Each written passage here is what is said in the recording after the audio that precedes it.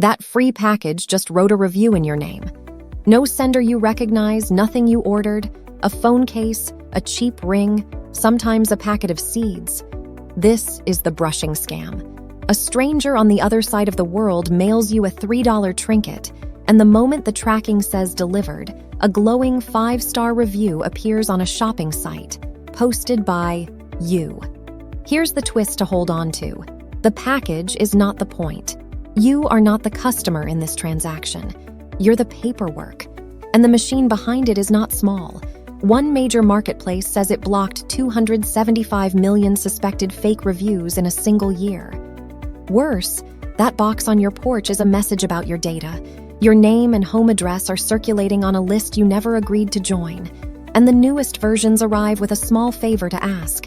A card that says, "Scan me." That card is where a free junk nuisance turns into a drained account. We'll get there.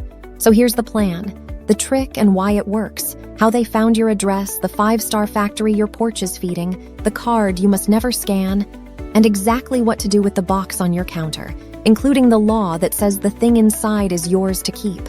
No fear, just the machine, because once you've seen it, it has no move against you.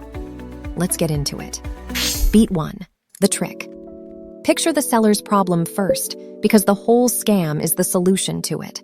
A seller on a big marketplace is invisible without reviews, and not just any reviews. The ones that count are marked verified purchase, which is supposed to mean a real person paid real money and received a real product. Supposed to. Here's how brushing manufactures that badge in 3 steps. Step 1. The seller places an order for their own product, but not under their name. Under yours. Real name, real address, pulled from a list we'll get to in a minute. Step 2. They ship something. It does not have to be the product. It has to be cheap and it has to be trackable. A phone case, a plastic ring, a packet of seeds. The postage costs more than the item, and that's fine. Step 3 is the whole game. The tracking number flips to delivered. To the marketplace's computers, that delivery record is proof of a genuine transaction. Order placed, item received, customer real. The badge unlocks, and a 5-star review posts from an account wearing your name. So the mental shift for this beat, nothing in the box matters. The tracking number is the product. The trinket is just the cheapest legal way to make a computer say this purchase really happened, which leaves the question the whole scheme balances on. To place that order, they needed one ingredient from you, and you never gave it to them. So where did your address come from? That's beat 2. Beat 2, how they found you. The uncomfortable answer is probably nowhere exotic. Your name and home address travel together through hundreds of ordinary computers. Every store you've ever ordered from, every delivery service, every loyalty program, every data broker quietly packaging households into marketing lists. Any one of those can leak, get breached, or simply sell. Brushing operations buy and scrape those lists in bulk. To them, you are a row in a spreadsheet, a name, an address, and, this is the important part, a porch that accepts packages. So here's the reframe for this beat. The parcel is a receipt for your data. It proves your row on that list is live. The address is current. Deliveries land. That's why security folks take a silly free ring more seriously than it looks. It's a signal flare, not a prize. And think about what tends to travel with a name and address on a leaked list. An email, a phone number, sometimes an old password from some ancient breach. The package doesn't prove they have all of that. It proves you're worth a stamp to somebody. We'll spend 5 calm minutes on that in beat 5. The honest good news first, though. In the classic version of this scam, your address is genuinely all they need, and the direct harm to you stays close to 0, which raises the question that unlocks the rest of the machine. If they don't want your money, why would a stranger spend postage on you at all? Because what they're buying is worth far more than postage. Stars. That's beat 3. Beat 3, the 5-star factory. Ask the honest question. What is a 5-star review actually worth? On a crowded marketplace, ratings decide who exists. Products live on page 1 or die on page 10, and the sorting fuel is stars and review counts. A seller with a wall of glowing verified reviews doesn't just look better, they surface higher in search. They charge more, and they sell more to people who trusted the stars. That's why this is an industry, not a prank. The scale. Amazon says it proactively blocked more than 275 million suspected fake reviews in a single recent year, and 250 million the year before that. Regulators moved too. A federal rule that took effect in late 2024 made the fake review itself punishable. A civil penalty of more than $50,000 per review. And when this machine runs at full speed, it stops being subtle.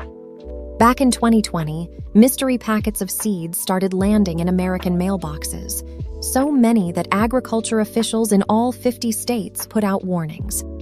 The government's conclusion? Most likely a brushing campaign. The customs labels on the envelopes said jewelry, 50 states of free seeds, to goose a search ranking. And notice who this lands on. You, whose name signs reviews you never wrote, and every shopper who trusts the manufactured stars. Your porch is one small gear in that machine. But hold on, some operations found a way to make the same parcel pay twice, and that upgrade is the part that can actually cost you money. Beat 4. Beat 4, the card that says, "Scan me." Starting this summer, postal inspectors and news desks around the country flagged a new wave. Plain padded envelopes, no sender you know, sometimes a trinket inside, sometimes packing paper, and sometimes nothing at all. An empty envelope.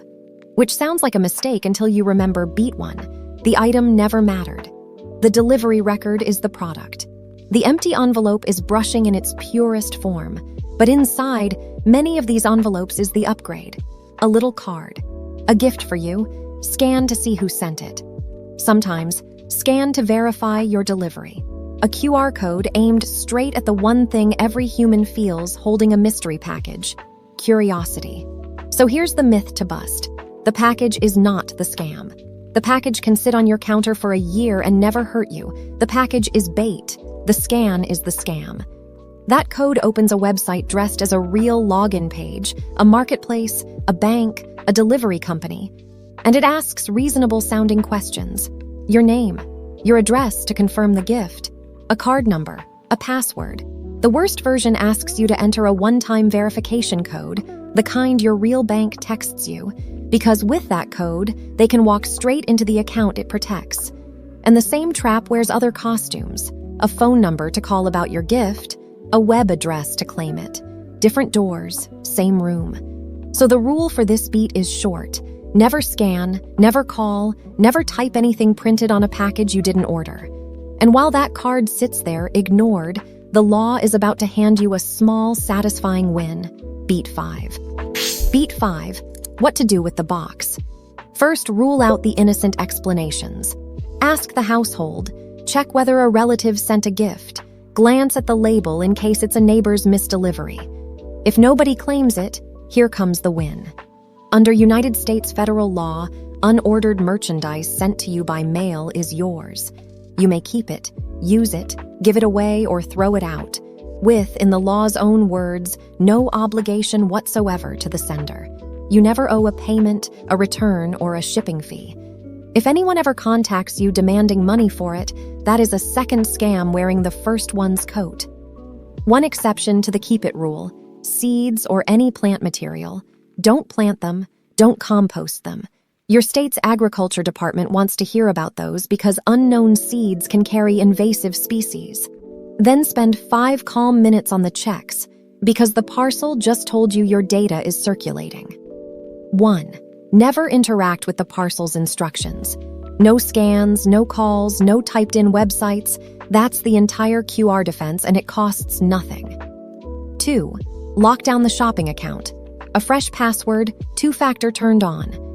And while you're in there, look for orders you didn't place, delivery addresses you didn't add, payment methods you don't recognize. 3. Glance at your card and bank statements for small charges you can't explain. Small is how tests look. 4. Report it. Use the marketplace's report flow and ask them to remove any reviews posted in your name. Then the postal inspectors and the FTC, both addresses are on screen. None of that costs a dime. Every bit of it starves the machine. So here's the whole scheme in one breath. A stranger orders their own product under your name and mails you a trinket because the tracking number, not the item, is the product. The moment it says delivered, a verified 5-star review posts under your name. They found you the ordinary way, a leaked or brokered list, and the parcel is a receipt proving your row on that list is live. It all feeds an industrial star economy, hundreds of millions of suspected fake reviews blocked in a single year, a federal penalty north of $50,000 apiece, and the other victim is every shopper who trusts a manufactured rating. The newest version adds bait, a card in the envelope inviting a scan. The package is harmless, the scan is the scam. And your move.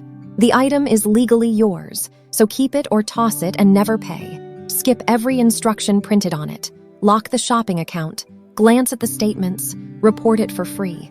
Keep the gift. Ignore its instructions. That's the whole defense. The next time a package you never ordered shows up, at your door or your mom's, you'll know exactly what you're looking at. Not a gift, a receipt. Somebody spent postage to borrow your name. And it has no move left against a person who won't scan, won't call, and won't pay. If this pulled back a curtain for you, consider subscribing. That's what this channel is for, the digital world explained in plain English, so you and the people you love stay a step ahead. We just covered the scam that mails a QR code to your door. Next, watch the full anatomy of that trick everywhere else it hides, QR code scams, and how to spot a quishing trap before it costs you. It's on the channel right now. And send this video to the person who just posted a mystery package in the family group chat. Stay sharp out there.